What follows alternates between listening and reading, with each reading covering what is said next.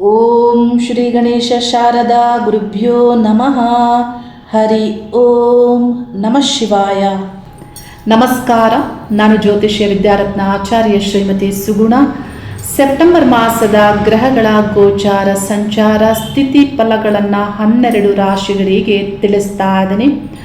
ಅದಕ್ಕೂ ಮೊದಲು ಬೆಂಗಳೂರಿನ ವ್ಯಕ್ತಿಯೊಬ್ಬರು ಪರಿಹಾರಗಳ ಬಗ್ಗೆ ಸರಿಯಾದಂತಹ ಸ್ಪಷ್ಟತೆ ತಿಳುವಳಿಕೆಯನ್ನು ಜನರಿಗೆ ಕೊಡಬೇಕು ಅಂತ ಕೇಳಿಕೊಂಡಿದ್ರು. ಹಾಗಾಗಿ ನಾನು ತಿಳಿಸ್ತಾ ಇದ್ದೀನಿ. ಪರಿಹಾರಗಳನ್ನು ಮಾಡಿಕೊಳ್ಳುವ ಮೊದಲು ಸಮಸ್ಯೆ ಏನು ಅನ್ನೋದು ನಿಮಗೆ ತಿಳಿಬೇಕಾಗತ್ತೆ ಮತ್ತು ಸರಿಯಾದವರ ಬಳಿ ಹೋಗಬೇಕಾಗುತ್ತೆ. ಇದು ನಿಮ್ಮದೇ ಆದಂತಹ ಕರ್ತವ್ಯ ಆಗಿರುತ್ತೆ. ಇದಕ್ಕೆ ಒಂದು ಉದಾಹರಣೆಯಾಗಿ ನನ್ನ ಅನುಭವದಲ್ಲಿರುವಂತಹ ವಿಷಯ ನಾನು ಇಲ್ಲಿ ತಿಳಿಸ್ತಾ ಇದ್ದೀನಿ. ಎಷ್ಟೋ ಸಂದರ್ಭದಲ್ಲಿ ನೀವೇನು ಅಂದುಕೊಂಡಿರ್ತೀರಾ, ಅವರು ಏನು ಹೇಳಿರ್ತಾರೆ, ಅದೇನು ಪರಿಹಾರ ಮಾಡ್ತೀರಾ ಅದು ಸರಿ ಇರೋದಿಲ್ಲ. ಹಾಗಾಗಿ ವಿಷಯ ಸರಿಯಾಗಿ ತಿಳ್ಕೊಳ್ಳೋದು ನಿಮ್ಮದೇ ಆದಂತಹ ಕರ್ತವ್ಯ ತಿಳುವಳಿಕೆ ಆಗಿರುತ್ತೆ. 4 ವರ್ಷಗಳ ಹಿಂದೆ ಒಬ್ಬ ವ್ಯಕ್ತಿ ನನ್ನ ಕಚೇರಿಗೆ ಬರ್ತಾರೆ. ಅವರು ಬರುವಾಗ ಅವರ ಪರಿಚಯ ನನಗಿರೋದಿಲ್ಲ, ಯಾರು ರೆಫರ್ ಮಾಡಿರ್ತಾರೆ ಅವರಿಗೆ. ಬಂದಂತಹ ಅವರು ಪತಿ ಪತ್ನಿ ನಡುವೆ ಸಮಸ್ಯೆ ಇದೆ, ಜಾತಕ ಪರಿಶೀಲನೆ ಮಾಡಿಸಿ ಅಂತ ಅವರು ನನ್ನಲ್ಲಿ ಕೇಳಿರ್ತಾರೆ.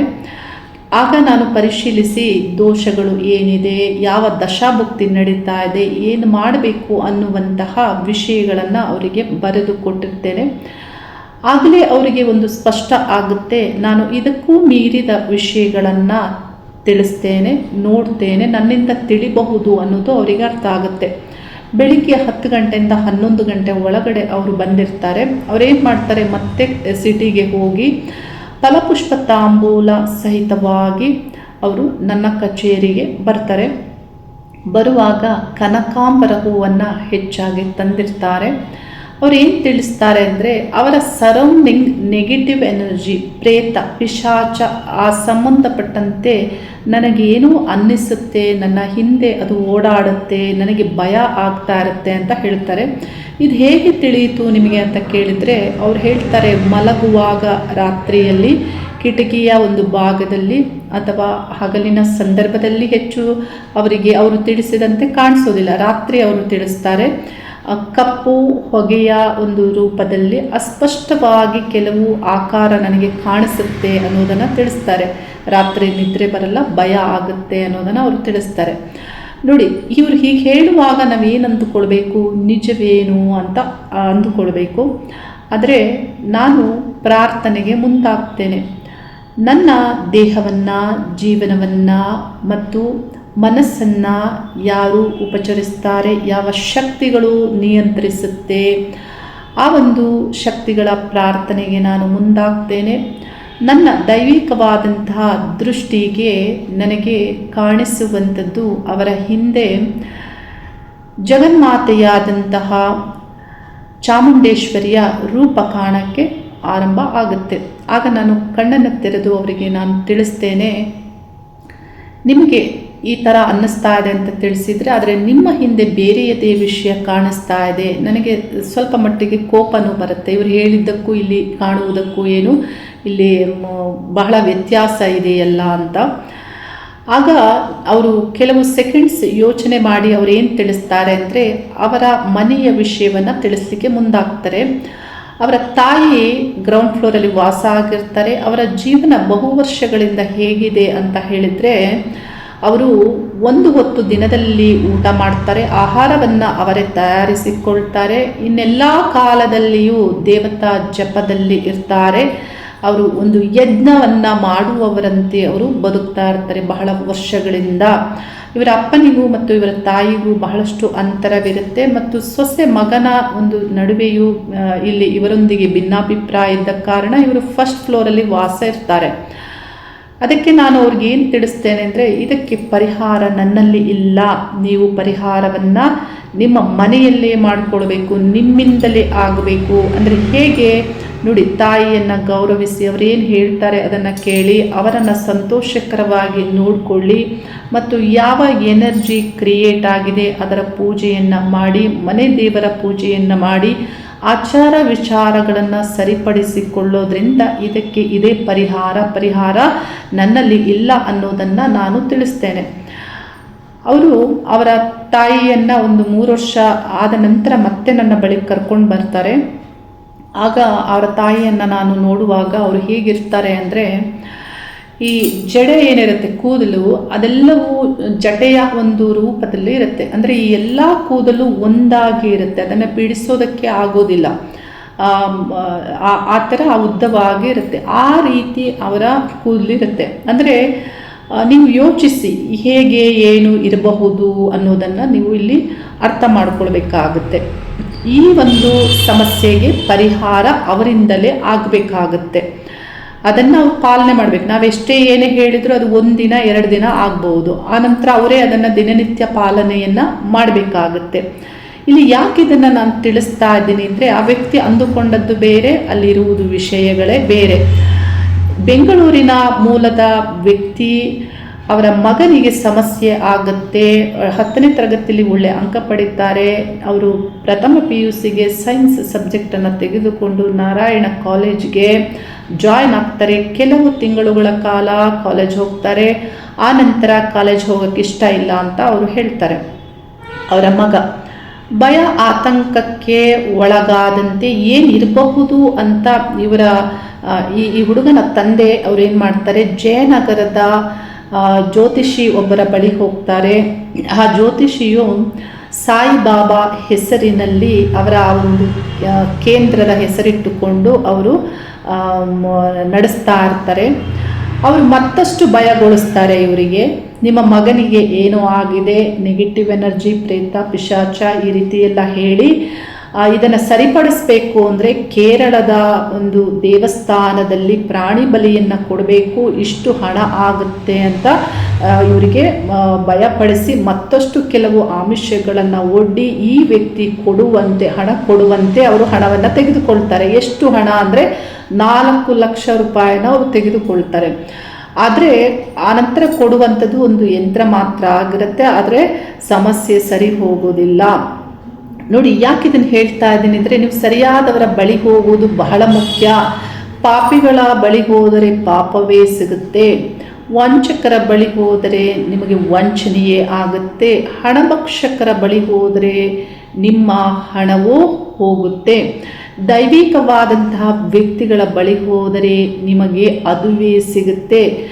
ಇಲ್ಲಿ ಯಾಕೆ ಇದನ್ನು ಅರ್ಥ ಮಾಡ್ಕೋಬೇಕಂದ್ರೆ, ನೋಡಿ, ಒಂದು ಲೆಟರ್ ಒಂದು ಸ್ಥಳಕ್ಕೆ ಹೋಗಬೇಕು, ಒಂದು ಇನ್ಫಾರ್ಮೇಷನ್ ಒಂದು ಸ್ಥಳಕ್ಕೆ ಹೋಗಬೇಕಂದ್ರೆ ಪೋಸ್ಟ್ ಮ್ಯಾನ್ ಸರಿ ಇರಬೇಕಾಗುತ್ತೆ, ವಿಳಾಸ ಸರಿ ಇರಬೇಕಾಗುತ್ತೆ, ಮತ್ತು ವಿಷಯಗಳು ಸರಿ ಇರಬೇಕಾಗುತ್ತೆ. ಸಮಸ್ಯೆಗಳು ಬಗೆಹರಿಬೇಕು ಅಂದರೆ ನೀವು ರಾಂಗ್ ಪರ್ಸನ್ ಹತ್ರ ಹೋದರೆ ಎಲ್ಲಿ ಆ ಲೆಟರ್ ಹೋಗುತ್ತೆ, ಪೋಸ್ಟ್ ಮ್ಯಾನ್ ಸರಿ ಇಲ್ಲ ಅಂದರೆ, ಮತ್ತು ವಿಷಯಗಳೇ ಅಲ್ಲಿ ಯಾವ ಸಮಸ್ಯೆ ಅಂತಾನೆ ನೀವು ಸರಿಯಾಗಿ ಹಾಕಿಲ್ಲ ಅಂದರೆ ಅದು ದೇವತೆಯನ್ನು ಹೇಗೆ ರೀಚ್ ಆಗುತ್ತೆ, ಮತ್ತು ವಿಳಾಸ ರಾಂಗ್ ಇದ್ದರೆ ಅದೆಲ್ಲಿ ಹೋಗುತ್ತೆ, ಹೋಗಲ್ಲ. ಏನು ಸಮಸ್ಯೆಗಳು ಬಗೆಹರಿಯೋದಿಲ್ಲ. ಸರಿಯಾದವರ ಬಳಿ ಹೋಗುವುದು ಬಹಳ ಮುಖ್ಯವೇ ಆಗಿದೆ. ನಮ್ಮ ಆಗಮ ಶಾಸ್ತ್ರ ಪುರಾಣಗಳಲ್ಲಿ ಬಹಳಷ್ಟು ವಿಷಯಗಳನ್ನು ಪರಿಹಾರಗಳನ್ನು ತಿಳಿಸಲಾಗಿದೆ. ಯಾವ ಥರ ಪರಿಹಾರಗಳನ್ನು ಮಾಡಿಕೊಳ್ಬೇಕು, ರಕ್ಷಾ ಹೋಮಗಳನ್ನು ತಿಳಿಸ್ತಾರೆ. ಹೋಮಗಳಿಗೆ ಎಷ್ಟು ಹಣ ಆಗುತ್ತೆ ಅಂದರೆ, ನೀವೊಂದು 3-4 ಹೋಮಗಳನ್ನಾದರೂ ಮಾಡಿಸಿದ್ರೂ ಅದಕ್ಕೆ 50,000 to 60,000 ಆಗಬಹುದು.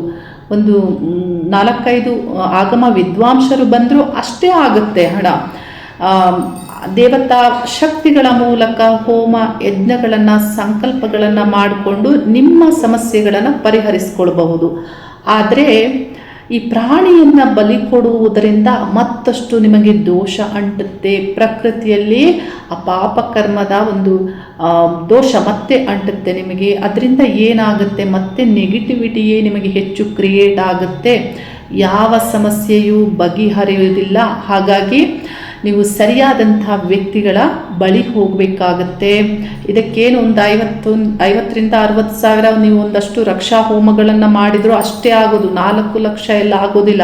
ಮತ್ತು ಎಲ್ಲದಕ್ಕೂ ಹೋಮಗಳನ್ನು ಮಾಡಬೇಕು ಅಂತ ಇಲ್ಲ. ಸರಳ ಪೂಜೆಗಳನ್ನು ಮಾಡಿಕೊಳ್ಬೋದು. ಮತ್ತು ನೀವೇ ಪರಿಹಾರಗಳನ್ನು ನಿತ್ಯ ಪರಿಹಾರಗಳನ್ನು ಮಾಡಿಕೊಳ್ಬೇಕಾಗತ್ತೆ. ಇದಕ್ಕೆಲ್ಲ ಕಾರಣ ಏನಂದರೆ ಮನಸ್ಸೇ ಆಗಿರುತ್ತೆ. ಈ ಹುಡುಗನ ಮನಸ್ಸು ಯಾಕೆ ಹೀಗಾಯಿತು ಅಂದರೆ ನೋಡಿ, ಈ ಹುಡುಗನ ಜಾತಕವನ್ನು ನಾನು ಪರಿಶೀಲಿಸಿದಾಗ ಆ ಹುಡುಗನ ಜಾತಕದ ಪ್ರಕಾರ ಅವರಿಗೆ ಕನ್ಯಾ ಲಗ್ನ ಆಗಿರುತ್ತೆ. ಕನ್ಯಾ ಲಗ್ನದಿಂದ ತೃತೀಯ ಸ್ಥಾನದಲ್ಲಿ ಚಂದ್ರಗ್ರಹ ಮತ್ತು ಶನಿಗ್ರಹ ಇದ್ದು 3 ಡಿಗ್ರಿಯ ಒಳಗಡೆ ಇದ್ದು ಇವರಿಗೆ ಚಂದ್ರದಶೆ ಆರಂಭ ಕಳೆದ ವರ್ಷದಲ್ಲೇ ಆಗಿರುತ್ತೆ. ನೋಡಿ, ಚಂದ್ರ ಮತ್ತು ಶನಿ ಯಾವಾಗ ಈ 2 ಶತ್ರುಗ್ರಹಗಳು ಮನೋಕಾರಕ ಚಂದ್ರನಿಗೆ ಶನಿಯ ಸಂಬಂಧ ಬರಬಾರದು, ಬಂದರೆ ಏನಾಗುತ್ತೆ, ಅಂಥವರ ಜೀವನದಲ್ಲಿ ಏನಾದರೂ ಸಮಸ್ಯೆಗಳಿರುತ್ತೆ. ಮನಸ್ಸಿನ ಬಗ್ಗೆಯೇ ಅಲ್ಲ, ಶನಿಯ ಕಾರಕತ್ವಗಳಲ್ಲಿ ಬರುವಂತಹ ಮೂರ್ಛಾರೋಗ, ಪೋಲಿಯೋ ಆಗ್ಬೋದು, ಮತ್ತು ಪಿಡ್ಸ್ ಆಗ್ಬೋದು, ಈ ಮಾನಸಿಕ ಅಸಮತೋಲನಗಳಾಗ್ಬೋದು, ನಾನಾ ರೀತಿಯ ಸಮಸ್ಯೆಗಳು ಬರುತ್ತೆ. ಇದರಿಂದ ಜೀವಕ್ಕೇನಾದರೂ ತೊಂದರೆಗಳಾಗುವಂಥದ್ದನ್ನು ಕೆಲವರು ಮಾಡಿಕೊಳ್ತಾರೆ. ಈ ಚಂದ್ರ ಮತ್ತು ಶನಿ ಗ್ರಹಗಳು ಒಟ್ಟಿಗೆ, ಅದರಲ್ಲೂ ಬಹಳ ನಿಯರೆಸ್ಟ್ ಡಿಗ್ರಿಯಲ್ಲಿ ಇರಲೇಬಾರದು. ಈ ಒಂದು ಚಂದ್ರದಶೆ ಆರಂಭದಲ್ಲಿ ಶನಿಯ ಎಫೆಕ್ಟ್ ಆಗಿದೆ. ಶನಿಗ್ರಹ ವಕ್ರವಾಗಿ ಇದ್ದು ಅವರ ವಕ್ರ ಸ್ಥಿತಿಯಿಂದ ಚಂದ್ರನನ್ನು ಪೀಡಿಸೋದ್ರಿಂದ ಇಲ್ಲಿ ಈ ಶನಿಯ ಎಫೆಕ್ಟ್ ಹೆಚ್ಚಾಗಿದೆ. ಮತ್ತು ಅಷ್ಟಮ ದೋಷದ ಪ್ರಭಾವ, ಅಷ್ಟಮ ದೋಷ ಅಂದರೆ ಗೋಚಾರದಲ್ಲಿ ಸಿಂಹರಾಶಿಯವರಿಗೆ ಅಷ್ಟಮ ಶನಿ ಸಂಚಾರ ಆಗೋದ್ರಿಂದ ಬುದ್ಧಿ, ಮನಸ್ಸು ಎಲ್ಲವೂ ಕೆಡುತ್ತೆ. ಹಾಗಾಗಿ ನಾನಾ ರೀತಿಯ ವಿಘ್ನಗಳು ಉಂಟಾಗುತ್ತೆ, ಅಡೆತಡೆಗಳು ಆಗೇ ಆಗುತ್ತೆ. ಇದನ್ನು ಇವರು ಇಷ್ಟೆಲ್ಲ ಆದ ಮೇಲೆ ತಿಳಿದುಕೊಳ್ಳುವ ಮೊದಲು ಈ ಒಂದು ಹುಡುಗನ ಜಾತಕದ ಪರಿಶೀಲನೆಯನ್ನು ಮೊದಲೇ ಮಾಡಿದರೆ ಈ ಸಮಸ್ಯೆಗಳನ್ನೆಲ್ಲ ಉತ್ತಮ ಜ್ಯೋತಿಷಿಗಳು ಮೊದಲೇ ಬರೆದು ಕೊಟ್ಟಿರ್ತಾ ಇದ್ರು. ನೋಡಿ, ಈ ಚಂದ್ರದಶೆಯಲ್ಲಿ ಚಂದ್ರಭುಕ್ತಿ ನವೆಂಬರ್ 2026ಗೆ ಎಂಡ್ ಆಗುತ್ತೆ. ಆನಂತರ ಬೇರೆಯದೇ ಫಲ ಸಿಗೋದಾಗಿರುತ್ತೆ. ಹಾಗಾಗಿ ಸರಿಯಾದವರ ಬಳಿ ಸರಿಯಾದದ್ದನ್ನು ತಿಳಿದುಕೊಳ್ಳೋದು ಬಹಳ ಮುಖ್ಯವಾಗಿರುತ್ತೆ. ಇಂಥವರ ಬಗ್ಗೆ ನೀವೇನು ಮಾಡಬೇಕು ಅಂತ ಹೇಳಿದರೆ, ಈ ರೀತಿ ವಂಚನೆ ಮಾಡುವವರ ಬಗ್ಗೆ ಸಮಾಜದಲ್ಲಿ ಎಲ್ಲಿರ್ತಾರೆ ಆ ಏರಿಯಾದಲ್ಲಿ ನೀವು ಪೊಲೀಸ್ ಕಂಪ್ಲೇಂಟ್ ಕೊಡಬೇಕಾಗತ್ತೆ. ಏನು ನಿಮ್ಮ ಒಂದು ದಾಖಲಾತಿಗಳಿರುತ್ತೆ ಅದರ ಪ್ರಕಾರ ನಿಮ್ಮ ಹಣವನ್ನು ವಾಪಸ್ ತೆಗೆದುಕೊಳ್ಬೇಕಾಗುತ್ತೆ. ಆ ಏರಿಯಾದಲ್ಲಿ ಯಾರು ಸಾಮಾಜಿಕವಾಗಿ ಹೋರಾಟಗಾರರಿರ್ತಾರೆ ಅವರ ಗಮನಕ್ಕೆ ತರಬೇಕಾಗುತ್ತೆ. ಮತ್ತು ಆ ಒಂದು ಏರಿಯಾದಲ್ಲಿ ಯಾರು ರಾಜಕೀಯವಾಗಿ ಗುರುತಿಸಿಕೊಂಡಿರ್ತಾರೆ ಅವರ ಗಮನಕ್ಕೂ ತರಬೇಕಾಗುತ್ತೆ. ಇಷ್ಟೆಲ್ಲ ಮಾಡಬೇಕಂದ್ರೆ ನಿಮಗೆ ನೀವು ಸರಿಯಾದ ಪ್ರೊಟೆಕ್ಷನನ್ನು ಮಾಡ್ಕೋಬೇಕು. ಅವರು ಭಯ ಪಡಿಸ್ತಾರೆ ಹಾಗೆ ಹೀಗೆ ಅಂತ, ಭಯ ಪಡ್ಕೊಳ್ಬೇಡಿ. ನಿಮ್ಮ ರಕ್ಷೆಯನ್ನು ನೀವು ಮಾಡಿಕೊಂಡು ನಿಮ್ಮ ಹಣವನ್ನು ವಾಪಸ್ ತಗೊಳ್ಳಿ. ಇಲ್ಲವಾದಲ್ಲಿ ಏನಾಗುತ್ತೆ ಅಂದರೆ ಇವರು ಮತ್ತೆ ಈ ಸಮಾಜದಲ್ಲಿ ಮತ್ತೆ ಬೇರೆ ಬೇರೆ ಜನರಿಗೆ ವಂಚಿಸ್ತಾರೆ, ಇವರು ಹೆಚ್ಚಾಗ್ತಾರೆ. ಅದನ್ನು ಅಲ್ಲಿಗೆ ನಿಲ್ಲಿಸಬೇಕಾಗತ್ತೆ. ಇದನ್ನು ಸರಿಯಾಗಿ ತಿಳಿದುಕೊಳ್ಳಿ. ಇನ್ನು ಈ ಒಂದು ಸೆಪ್ಟೆಂಬರ್ ಮಾಸದಲ್ಲಿ ಗ್ರಹಗಳ ಸಂಚಾರ ಯಾವ ರೀತಿ ಇದೆ ಅಂದರೆ, ಸೂರ್ಯಗ್ರಹ, ಮುಖ್ಯವಾಗಿ ಸೂರ್ಯಗ್ರಹ ಸಿಂಹ ರಾಶಿ ಮತ್ತು ಕನ್ಯಾ ರಾಶಿಯಲ್ಲಿ ಸಂಚಾರ ಮಾಡಲಿದ್ದು, ಗ್ರಹಗಳಲ್ಲಿಯೇ ಸೂರ್ಯಗ್ರಹ ಮುಖ್ಯ ಗ್ರಹ. ಬುಧ ಗ್ರಹ ಸಿಂಹರಾಶಿಯಲ್ಲಿ 7ನೇ ದಿನಾಂಕದವರೆಗೆ ಸಂಚರಿಸ್ತಾರೆ. ಆನಂತರ 26ನೇ ದಿನಾಂಕದವರೆಗೆ ಕನ್ಯಾ ರಾಶಿಯಲ್ಲಿ ಸಂಚರಿಸ್ತಾರೆ.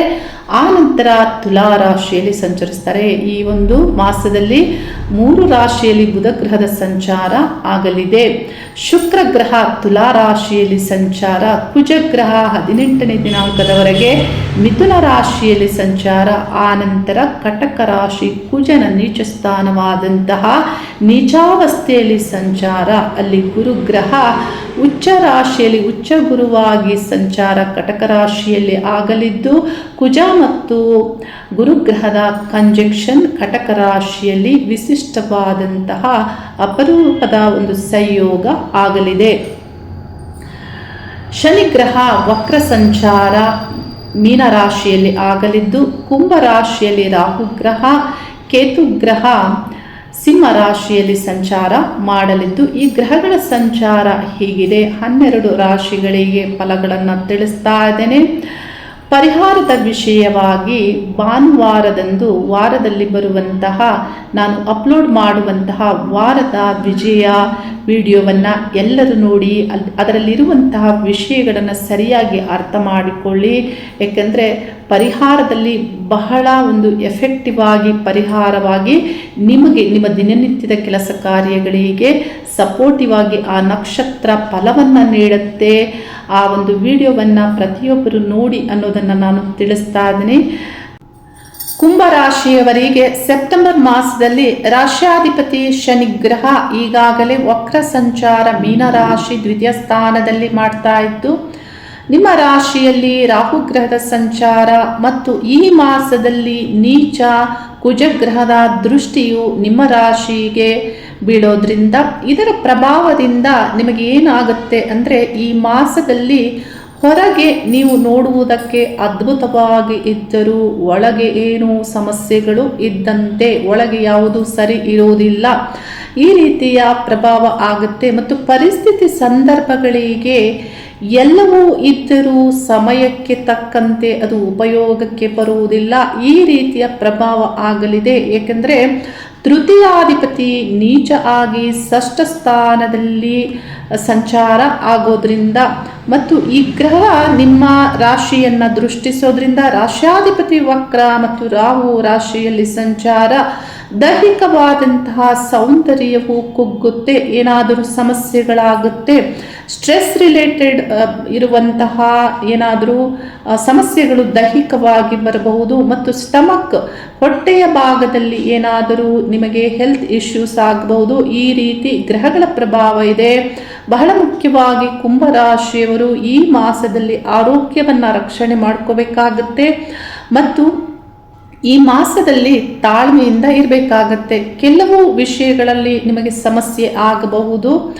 ಇನ್ನು ಈ ಮಾಸದಲ್ಲಿ ಶುಭವನ್ನ ನೀಡುವಂತಹ ಗ್ರಹ ಅಂದರೆ ಶುಕ್ರ ಗ್ರಹ ನವಮ ಸ್ಥಾನದಲ್ಲಿ ಚತುರ್ಥಾಧಿಪತಿಯಾಗಿ ಮತ್ತು ನವಮಾಧಿಪತಿಯಾಗಿ ನವಮ ಸ್ಥಾನದಲ್ಲಿ ಸಂಚರಿಸುವಾಗ ಅದೃಷ್ಟ ಭಾಗ್ಯಸ್ಥಾನ ಅದು ಆಗಿರೋದ್ರಿಂದ ನಿಮ್ಮ ತಂದೆ ತಾಯಿ ಮಾಡಿದಂತಹ ಪುಣ್ಯದ ಒಂದು ಅದೃಷ್ಟವೇ ನಿಮ್ಮನ್ನು ಈ ಒಂದು ಮಾಸದಲ್ಲಿ ಒಳ್ಳೆ ರೀತಿ ರಕ್ಷಿಸುವುದಕ್ಕೆ ಆಗಬಹುದು. ಅದರ ಪ್ರಭಾವ ಇರುತ್ತೆ, ಲಕ್ ಅನ್ನೋದು ವರ್ಕ್ ಆಗುತ್ತೆ. ಹಾಗಾಗಿ ಇಲ್ಲಿ ಇತರ ವಿಷಯಗಳಲ್ಲಿ ನೀವು ಎಚ್ಚರಿಕೆಗಳನ್ನು ತೆಗೆದುಕೊಳ್ಬೇಕಾಗುತ್ತೆ. ಇನ್ನು ಉದ್ಯೋಗ ಸಂಬಂಧಪಟ್ಟಂತೆ ಏನು ನಿಮಗೆ ಫಲಗಳು ದೊರೆಯುತ್ತೆ ಅಂದರೆ, ದಶಮಾಧಿಪತಿಯಾದಂತಹ ಕುಜಗ್ರಹ ಷಷ್ಠ ಸ್ಥಾನದಲ್ಲಿ ನೀಚ ಸಂಚಾರ, ಬಹಳ ಅಡೆತಡೆಗಳು, ಉದ್ಯೋಗದಲ್ಲಿ ಪ್ರಗತಿ ಇಲ್ಲ. ಮತ್ತು ದ್ವಿತೀಯಾಧಿಪತಿಯಾದಂತಹ ಗುರುಗ್ರಹ ಷಷ್ಠ ಸ್ಥಾನದಲ್ಲಿ ಸಂಚಾರ, ಇಲ್ಲಿ ಏನಾಗುತ್ತೆ ಅಂದರೆ ಈ ಗ್ರಹಗಳು ನೀಚ ಭಂಗ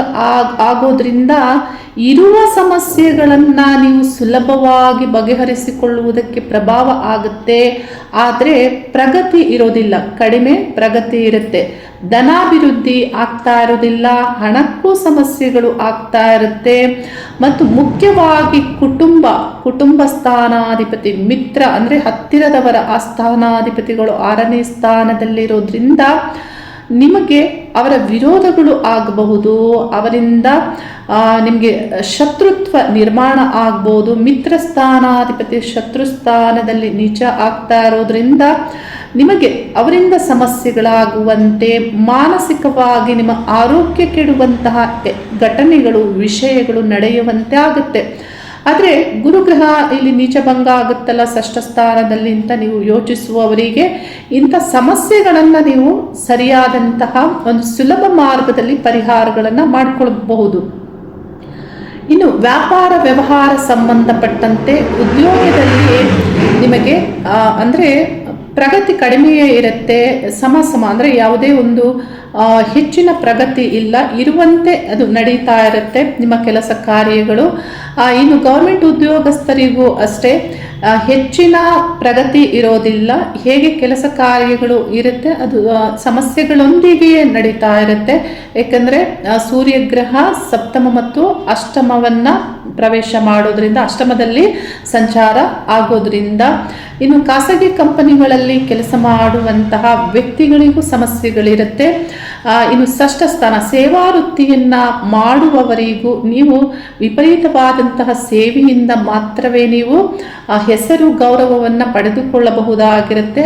ಆದರೆ ಆ ಸೇವೆಯಿಂದಲೇ ನೀವು ಹಣವನ್ನು ನೀವು ಹೆಚ್ಚು ಇಲ್ಲಿ ಆಗುವಂತೆಯೂ ಮಾಡಿಕೊಳ್ಳುವಂತಹ ಪ್ರಭಾವ ಆದರೂ ಅದಕ್ಕೂ ಸಮಸ್ಯೆಗಳು ಇರಲಿದೆ. ಏಕೆಂದರೆ ನೀಚ ಕುಜ ಪ್ರಭಾವ ವೃತ್ತಿ ಸ್ಥಳದಲ್ಲಿ ನಿಮ್ಮ ಕೆಲಸ ಕಾರ್ಯಗಳು ಏನಿರುತ್ತೆ, ಡೈಲಿ ವರ್ಕ್ ಏನು ನಡೆಯುತ್ತೆ ಅಲ್ಲಿ ನಿಮಗೆ ಆರ್ಗ್ಯುಮೆಂಟ್ಸ್ ಇರುತ್ತೆ, ವಾದಗಳಿರುತ್ತೆ, ಕಲಹಗಳಾಗಬಹುದು. ಬಹಳ ಎಚ್ಚರಿಕೆಗಳನ್ನು ಕುಂಭರಾಶಿಯವರು ತೆಗೆದುಕೊಳ್ಳಬೇಕಾಗುತ್ತೆ. ನಿಮ್ಮ ಬಗ್ಗೆ ನಿಮಗೆ ಸೆಲ್ಫ್ ಕೇರ್ ಅನ್ನೋದು ಇರಬೇಕಾಗುತ್ತೆ. ಇನ್ನು ವಿದ್ಯಾರ್ಥಿಗಳಿಗೆ ಈ ಮಾಸದಲ್ಲಿ ಪಂಚಮಾಧಿಪತಿ ಬುಧ ಗ್ರಹ ಅಷ್ಟಮದಲ್ಲಿ ಬಹುದಿನಗಳ ಕಾಲ ಸಂಚರಿಸ್ತಾರೆ ಮತ್ತು ಶುಕ್ರ ಗ್ರಹ ನವಮದಲ್ಲಿ ಸಂಚರಿಸೋದ್ರಿಂದ ಕೆಲವು ಅಡೆತಡೆಗಳಿರುತ್ತೆ ಮತ್ತು ಮಧ್ಯಮ ಫಲಗಳು ಈ ಮಾಸದಲ್ಲಿ ದೊರೆಯುವುದಾಗಿರುತ್ತೆ. ಪತಿ ಪತ್ನಿ ಸಂಬಂಧಪಟ್ಟಂತೆ ಎದುರಾಳಿ ಪಾರ್ಟ್ನರ್ಶಿಪ್ ಈ ಸಂಬಂಧಪಟ್ಟಂತೆಯೂ ನಿಮಗೆ ಸಮಸ್ಯೆಗಳಿರುತ್ತೆ. ಹೆಚ್ಚು ಅನುಕೂಲಗಳೇನಾಗೋದಿಲ್ಲ. ಆದರೂ ಸಮಸ್ಯೆಗಳನ್ನು ಬಗೆಹರಿಸಿಕೊಳ್ಳೋಕೆ ಪ್ರಯತ್ನಿಸುವಂತೆ ಅಲ್ಲಿ ಸೂರ್ಯ ಸಂಚಾರ ಆದರೂ ಈಗೋ ಇಶ್ಯೂಸ್ ಇರುತ್ತೆ ಮತ್ತು ನಿಮ್ಮ ಒಂದು ನಡವಳಿಕೆಯಲ್ಲಿಯೇ ಇಲ್ಲಿ ಪರಸ್ಪರ ಗೌರವ ಆಗ್ಬೋದು, ಪರಸ್ಪರ ಅಧಿಕಾರಯುತವಾಗಿ ಆಗ್ಬೋದು ನಡೆದುಕೊಳ್ತೀರಾ. ಪತಿಪತ್ನಿ ಸಂಬಂಧದಲ್ಲಿಯೂ ಕಷ್ಟ, ಅಂದರೆ ಅಷ್ಟಮವನ್ನು ಸೂರ್ಯಗ್ರಹ ಪ್ರವೇಶಿಸೋದ್ರಿಂದ ಇಂಥ ಸಮಸ್ಯೆಗಳನ್ನು ನೀವು ಎದುರಿಸುವಂತೆ ಆಗುತ್ತೆ. ಬಹಳ ವಿಷಯಗಳಲ್ಲಿ ಈ ಮಾಸದಲ್ಲಿ ಎಚ್ಚರಿಕೆಗಳನ್ನು ತೆಗೆದುಕೊಳ್ಬೇಕಾಗತ್ತೆ. ಕುಂಭರಾಶಿಯವರು ಪರಿಹಾರ ಅನ್ನೋದು ಬಹಳ ಮುಖ್ಯವಾಗಿರುತ್ತೆ. ಪರಿಹಾರದಲ್ಲಿ ಸಾಡೆ ನಡೀತಾ ಇರೋದ್ರಿಂದ ವಕ್ರ ಶನಿ ಸಂಚಾರ ಆಗ್ತಾ ಇದ್ರೂ ನೀವು ಶನಿ ಗ್ರಹಕ್ಕೆ ಪರಿಹಾರಗಳನ್ನು ಮುಂದುವರಿಸಬೇಕಾಗುತ್ತೆ. ಭುಕ್ತಿ ಗ್ರಹಕ್ಕೆ ಮುಖ್ಯವಾಗಿ ಪರಿಹಾರವನ್ನು ಮಾಡ್ಕೊಳ್ಳಿ.